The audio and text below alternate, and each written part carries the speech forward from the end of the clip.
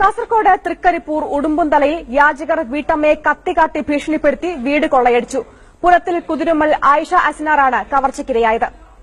സക്കാത്തിനെത്തിയവരെന്ന വ്യാജേനയാണ് പർദ്ദ ധരിച്ച് രണ്ടുപേർ വീട്ടിലെത്തിയത്. വീട്ടുകാർ നൽകിയ പണം വാങ്ങിയ ശേഷം ശുചിമുറിയിൽ പോകണമെന്നാവശ്യപ്പെട്ട സംഘത്തിന് വീടിനകത്ത് ശുചിമുറി തുറന്നു നൽകി. വീടിനകത്ത് കയറിയ ഉടനെ വാതിലടച്ച് വീട്ടമ്മയുടെ കഴുത്തിൽ കത്തിവെച്ച് പണം ആവശ്യപ്പെടുകയായിരുന്നു. അലമാരയിലെ പണം എടുത്തു നൽകിയതിനു ശേഷമാണ് സംഘം കത്തി കഴുത്തിൽ നിന്നും മാറ്റിയത്.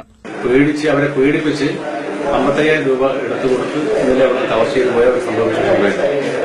പ്രത്യേകിച്ച് ഈ സമയം ഈ നോമ്പുകാലത്ത് ഇനി ഇത്തരത്തിലുള്ള ഈ സക്കാത്തുമായി ബന്ധപ്പെട്ട് വീടുകളിൽ വരുന്ന ആൾക്കാരുടെ എണ്ണം കൂടിയും ഇതിൽ എല്ലാവരും ഇത്തരത്തിലുള്ള ആൾക്കാരെന്ന് പറയുന്നില്ല. എന്നാലും ഇതിന്റെ മറവിൽ വ്യാജേന മറ്റു മോഷണ ശ്രമം ഇതിന്റെ ഭാഗമായി നടന്നത് പല സ്ഥലങ്ങളിലായിട്ട് കഴിഞ്ഞ വർഷമൊക്കെ ഉണ്ടായിരുന്നു. കല്യാണ ആവശ്യത്തിനായി കരുതി വെച്ചിരുന്ന 55,000 രൂപയാണ് നഷ്ടമായത്.